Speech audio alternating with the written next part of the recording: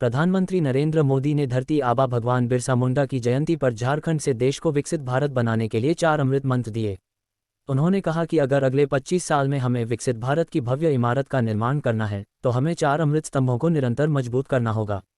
PM Modi ने कहा कि हमारी सरकार ने जितना काम 10 साल में किया है, हम उससे भी ज़्यादा ऊर्जा के साथ 4 अमृत स्तंभों पर अपनी पूरी ताकत लगाएंगे।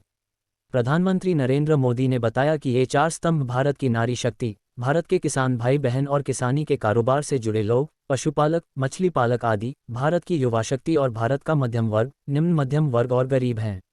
उन्होंने ये भी कहा कि आदिवासियों का विकास होकर रहेगा। पीएम मोदी ने धरती आबा भगवान बिरसा मुंडा की भूमि खूंटी से विशेष रूप से कमजोर जनजातीय समूहों के विकास के लिए 24,000 करोड़ रुपए की परियोजनाओं की शुरुआत की।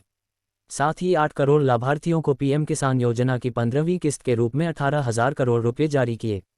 उन्होंने कहा कि जल जीवन मिशन के तहत 70% आबादी को शामिल किया गया है।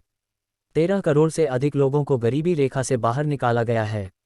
पीएम ने कहा कि स्वयं सहायता समूहों की 2 करोड़ महिलाओं को लखपति बनाना उनका सपना है। 25 साल में देश को नई ऊंचाई पर पहुंचाने के 4 अमृत मंत्र। पीएम मोदी ने कहा कि भारत को विकसित भारत बनाने के लिए महिलाओं को सशक्त बनाना होगा। नारी शक्ति मजबूत होगी तो भारत मजबूत होगा। उन्होंने युवा शक्ति को 25 साल में देश को नई ऊंचाई पर पहुंचाने वाली सबसे बड़ी शक्ति बताया।